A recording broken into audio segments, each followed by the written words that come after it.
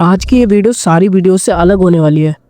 अगर तुम भी अपना फुटबॉल का गेम नेक्स्ट लेवल पर ले जाना चाहते हो अपनी लिमिट्स को तोड़ के, मुझे ये बात पता है कि तुम बहुत दिन से बहुत सारी वीडियोस देख चुके हो पर तुम्हारा कुछ भी इम्प्रूवमेंट नहीं हो रहा है। आखिर कैसे काफ़ी सारे यूट्यूबर्स आपको फूल करते हैं, आखिर कैसे आपको पागल बनाया जाता है और ऐसा क्या है जो अमेच्योर को प्रो बनने से रोकता है। तो ये वीडियो तुम्हारे लिए है।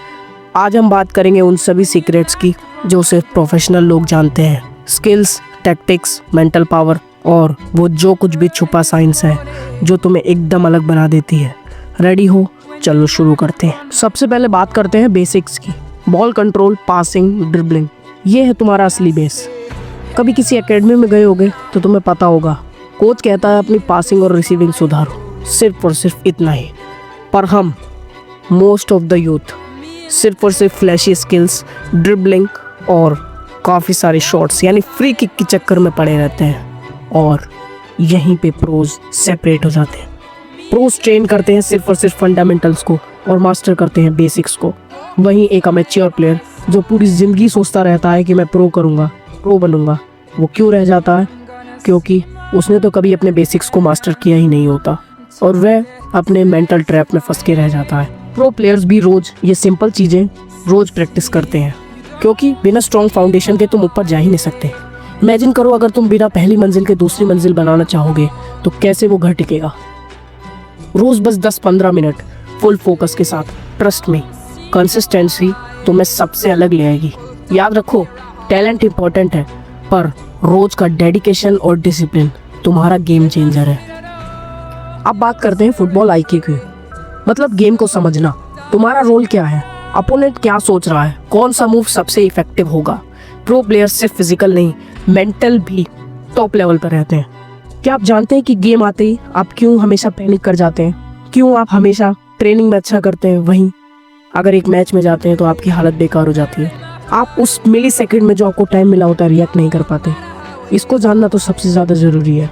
हर गेम देखो, हर पास, हर रन एनालाइज करो। जब तुम्हारा दिमाग शार्प होगा तुम्हारा इंस्टिंक्ट भी प्रो जैसा बनेगा। मतलब सिचुएशन पे जल्दी रिएक्ट करना, विजन होना, यही बात प्रोज और मैच्योर में डिफरेंस लाता है। आप खुद सोच के देखिए, जब भी आप अपने इंस्टिंक्ट से कभी भी खेले होंगे तो आप एक अलग ही लेवल पे होते हैं। जिस टाइम हम अपनी फ्लो स्टेट को अनलॉक कर लेते हैं, यानी कि उस टाइम हमारे और बॉल के बीच कोई फ़र्क नहीं रह जाता, हमें प्रेजेंट पास्ट किसी चीज़ का पता नहीं रहता, तब हमारी एक स्टेट अनलॉक होती है जिसमें हम सबसे ज़्यादा डिसिसिव और क्विक रिएक्टिव होते हैं। क्या आपको ये पता है, फुटबॉल सिर्फ पर्सनल स्किल नहीं है, टीम स्पोर्ट है और टैक्टिक्स ही हमारे टीम का इंजन है। फॉर्मेशन, पोजीशनिंग, कब अटैक करना है, कब डिफेंड, ये समझना ज़रूरी हो जाता है। हर एक मूव आपको अलग बनाएगा। अब आप सोचो, अगर आप भीड़ की लाइन में चलोगे तो आपको कौन ही देखेगा, आपको कोई नहीं देखने वाला। पर आप अगर स्टैंड आउट करते हो, आप सबसे अलग हो, तो स्काउट्स की, कोच की, सबकी नज़र आप पे जाने वाली है। इस वीडियो में पूरा मास्टर क्लास है, तो छोड़ के जाने की गलती बिल्कुल मत करना। इस वीडियो में मैंने इतनी स्ट्रॉन्ग एडिटिंग नहीं की है क्योंकि मैं भी आपको दूसरे यूट्यूबर्स की तरह फेक इन्फॉर्मेशन नहीं देना चाहता। जो प्लेयर अपने रोल को टैक्टिकल लेवल पे समझता है वही मैच का हीरो बनता है। तो अपने टीम के साथ कम्युनिकेट करो, एक दूसरे को समझो, तभी तो जीत मिलेगी। मेरा एक पर्सनल एग्जांपल है। मेरा एक दोस्त था जो हमेशा अकेला खेलना चाहता था। वो बॉल उसको मिलती, वो ड्रिबलिंग करके सबसे आगे ले जाता और गोल मारता। धीरे धीरे उसकी यही चीज़ चलती रही। कोच उसको काफ़ी मना करते थे कि football is a team sport, not an individual game, पर उसके समझ में ये बात नहीं आती थी। उसने धीरे धीरे ऐसे ही खेलना चालू किया और आखिरकार उसका गेम ऐसा बिगड़ गया कि उसके मेंटल एबिलिटी इतनी खो चुकी थी कि वो हमेशा यही सोचता था कि अब तो मुझे अकेले ही खेलना है। फुटबॉल में सबसे बड़ा डिफरेंस मेंटल टफनेस बन जाता है। प्रेशर में काम रहना, फेलियर से सीखना, हमेशा मोटिवेटेड रहना, ये क्वालिटीज़ मैच्योर्स को प्रो से अलग करती हैं। माइंडफुलनेस प्रैक्टिस करो, विजुअलाइज करो अपनी सक्सेस को। जब तुम अपने माइंड को ट्रेन कर लोगे तब तुम्हारा बॉडी भी नेचुरली परफॉर्म करेगा।